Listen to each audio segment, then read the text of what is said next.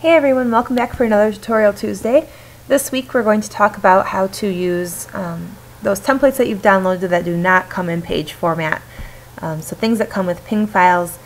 If it comes with a PSD file only, you're not going to be able to do anything with it unless you have Photoshop. So if a template that you really want doesn't come in page format, make sure it comes with the individual PNG layers, that way you can still use it. Takes a little bit of time, but once you get used to it, it's pretty easy. So I'm going to show you how to convert over a template today using the PNG files only. And I want to give a shout out to Megan Turnage because I'm going to use one of her templates today.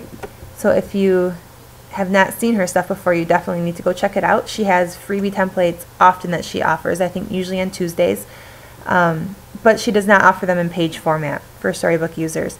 So if you want to use her templates, you're going to have to go through the work and convert them over. Here is her blog address where she gives away her templates, designs.meganturnage.com/blog, and then CAT equals 39, I guess, is how you get to her freebie layouts. So if you come down here, that's her most recent one, very cute. There are 52 of them here, I think, that you can download. But again, they do not come in Storybook friendly format. So if you look down here, you can see on any template that you're going to download, PSD is for Photoshop users, TIFF, I mean, it just looks like a flattened JPEG, I'm not sure what the difference is, and PNG are what you need. Those are going to be each individual layer separated out so that you can bring them into Storybook. So once you have your page open, I also open up the folder with the template in it. So I'm going to just drag over this picture of this template so we can see what we're working with here. So that's what we're going to make today. And then go into your PNGs. I don't need this DS store thing, so I'm just going to delete that and get it out of the way. Alright, now some designers, when you open up their PNG file folder, will have them backwards. So like they'll have the bottom layer on top, and Megan's are the other way around. So you can see her bottom layers at the bottom, where it seems like it should be. But if you drag them in this order, you're going to have your top layers buried underneath your bottom layers and the elements layer over here. So if you right click and say sort by and then go descending, it'll switch them around so that the bottom layer is first, because we want that to come in first, and then we're going to stack on top of it. So at this point, now that you have them backwards, you can select the top and hold down shift and go down here and select the other one. So hold down shift to do all of those and drag them over, and it's going to take a couple minutes because that's a lot of layers. I mean, there are 20 some layers here. So we're going to wait for our computer to drag them all over. Now once you have them all done and they're in, it's going to look a lot like this over here, and you're going to think you're done, but you're not. If you look over here at these PNG layers, you can see that like this tiny little flower layer or star or whatever that is embedded in a whole big 12 by 12 layer. So it's taking up a lot of memory and a lot of space on your computer. And your program's going to run really slowly until we get rid of all that extra empty space. So we're going to work on that. Alright, so now over here, click over here, you can see that it's not really on the page where we want it. So if you go over here and make sure that you have everything selected, but you do not want this layer selected and you do not want that layer selected. So let me show you how to do that. I mean, it was already for me, but if you hit Control A, okay, hit Control A, that selects everything. Now again, we don't want these bottom two things selected, so I'm going to hold down Control again, and while I'm holding down Control, I'll click on that and it will deselect it. And I will click on the background and it will deselect that too. Okay, so now just all of these are selected. And we want to go to the home menu, align, center on page. And it will put everything right in the middle, right where we want it. And move this over a little bit for the next step. So we don't need that there. Okay, so now we're going to hit Control A again. Or if you haven't unhit it, just leave it. And again, we don't want this layer and we don't want this layer. So hold down Control and click on those. Alright, and now we're going to do a little trick. To cut out all of the extra empty space on all these layers, you could go through and use your cut and fill and go to your wand. And that's how I have done it in the past, but I just found this little shortcut that'll really save me some time. So we're going to go to cut and fill, and with all of our layers selected, we're going to go to the straight cutter, straight edge, and then we're going to take this and we're going to drag it off to the left so that it's not actually touching anything. And just say cut. I'm going to warn you this is going to take a lot of time. 5 to 10 minutes, 15 minutes maybe, depending on the speed of your computer. I have some friends who have to do it in chunks. They can't do all of the layers at once. They have to do like 5 at a time. And that's fine. You can select 5 layers and have it cut. But you can see over here it's working on and it's cutting out. Watch this layer, it'll pop out and you'll just be able to see the one little shape instead of, see? There you go. And it's going to go through each of the layers and cut them out for me, so I don't have to sit and do them one by one. So if you have a really old computer or one that doesn't have a lot of power, you might want to do it in chunks and just do like 5 layers at a time, because otherwise I know for some people it'll make your computer crash if it can't handle doing all of the layers at once. So, you know, during this period of time, if you're doing this on your own at home, you know, get it started, then go switch your laundry or grab a cup of coffee or something, because it takes a few minutes. And just let it think, let it work. I'm going to pause you and I will bring you back once mine is all done being cut, so you don't have to sit here and watch the whole time. Okay, and you're back, and I have all my layers done up here. Oops, I just moved something. Let me get rid of it, undo that. And that took me about 6 minutes, I guess, for my computer to get that all done. So now it looks like you're done, and you could be, and some designers that offer page format will leave it like this. But I would recommend you not to. I guess if you're doing this for your own personal use, it's up to you, but if you're converting for a designer, I would recommend that you not stop here.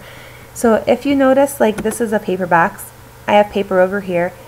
If I wanted to drag and drop this in, I can't. It's not going to let me do that. My photos are not live photo boxes, they are flattened boxes. So at this point I would recommend going through and taking one more step and switching over your paper boxes and your photo boxes so that they are live boxes. And to do that, you're going to use the insert menu and insert some empty frames. So let's start with the background. We might as well just work our way up. So if I click on this and I just inserted an empty frame and hold down Control, I think Shift would work too, and click on that background layer, you can see it's selected there. And if you right click, so let go of Shift and right click and say sizing, make same size, it'll make this the same size as that back. And at this point now hit right click again and say align left, align top, and then we're going to group them. And what that's going to do is that's going to take this layer from the top up here and it's going to drag it down and put it right with this one, right where we want it. So we're going to group it.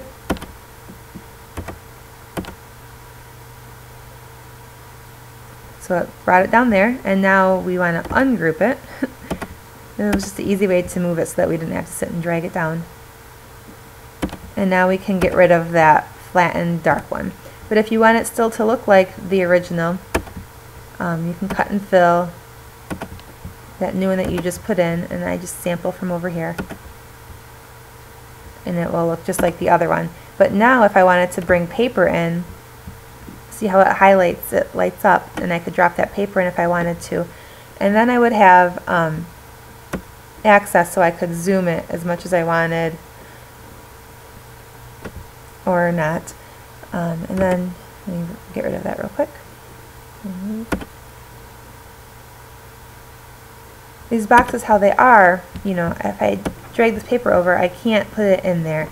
I could click on this and say fill that shape, and it will fill that little square, and that's all fine and good.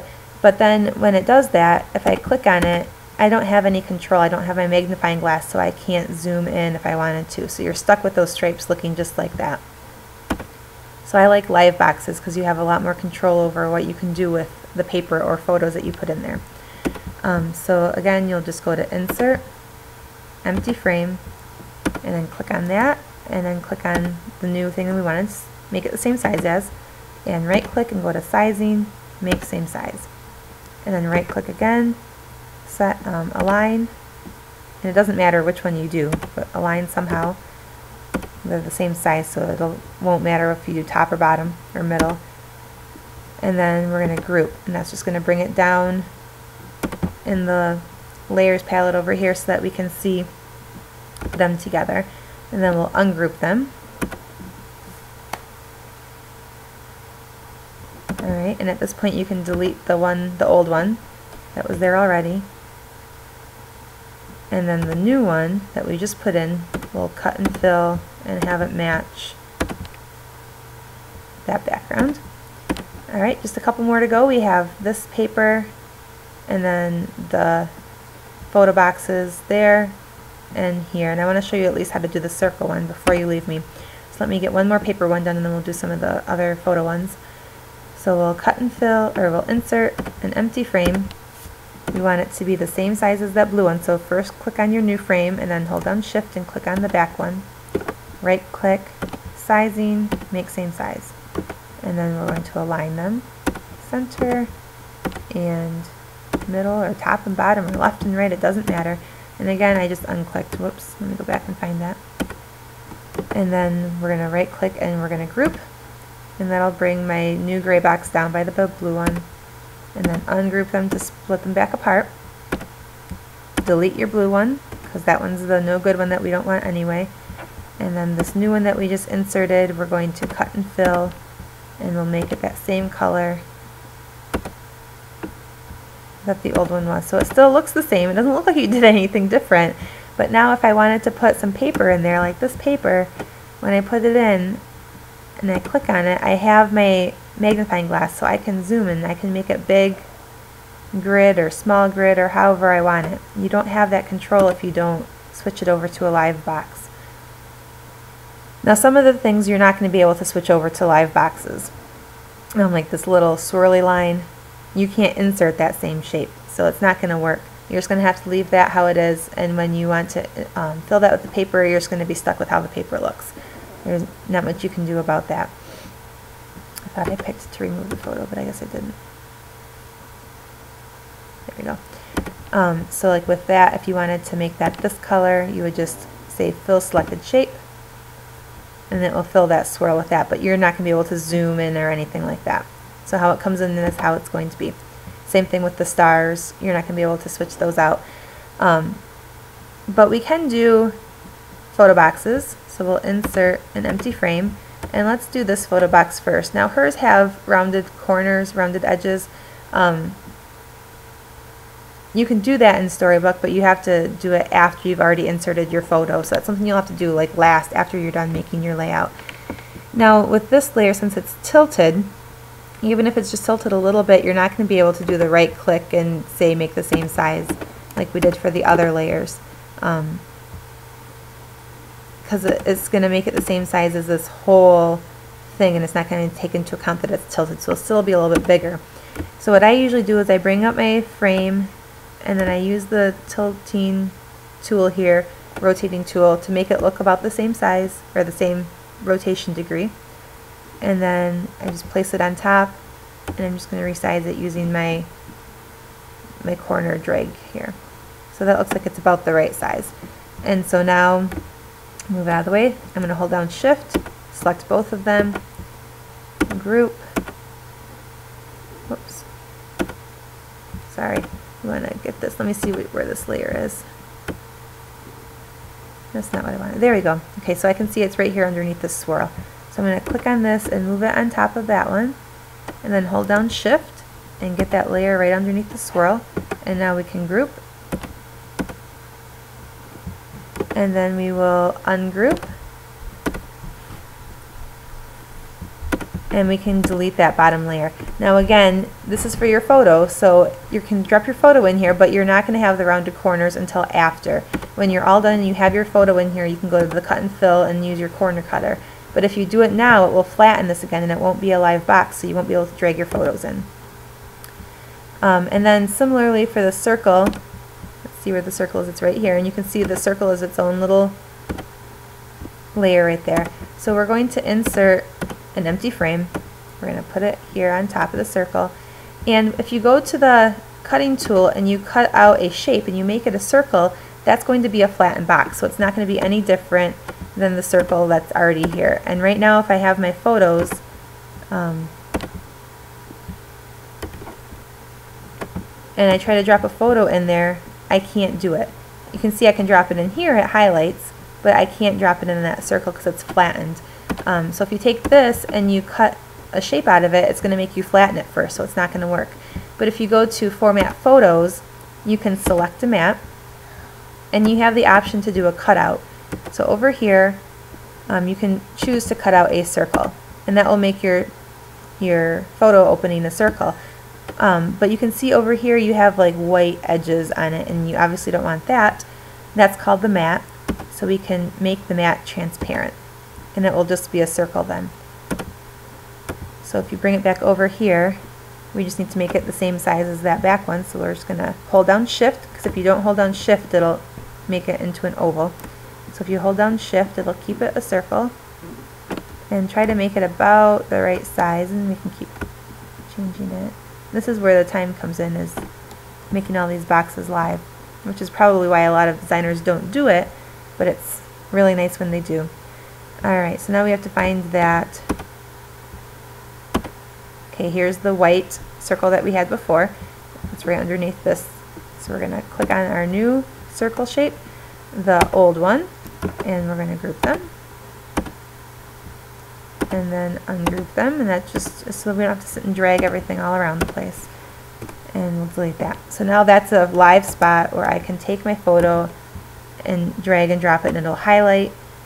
It'll let me put my photo there. I can recenter, I can zoom, I can do whatever I want with that. You can't do that if it's a flattened box. Move photo. Okay, so now you'll just keep going, and I guess I forgot to make this purple, or blue, I guess is what color it was. Let's do that. Okay. So now you would do that for this photo, and then for these boxes back here also I would recommend making those live, so you could put photos in there or paper, and then you would be done. The journaling, if you're converting for a person, you can add your own journaling in there, but this is flattened too, so if you click on it, you're not going to be able to edit the journaling. So you would just insert a text box, make it that approximate size, create, and then you can do your journaling there, and then just drag it down to where the other journaling is so it goes underneath the swirls. But I think you have the idea. So your challenge this week is to go grab a Megan Turnage template, or any designer who doesn't offer them in page format. But make sure that you give a shout out to the ones who do and thank them for offering them page format. And if you have a designer that you love that you wish would, send them a little note. It doesn't hurt. An email or a Facebook message and say, hey, you know, I really love your stuff, but I'm a Storybook user and I'd love it to be in page format. And they can find someone to help them convert those over. Okay, so go find some templates, get them converted, and let me see what you do. Thanks a lot. Let me know if you have questions.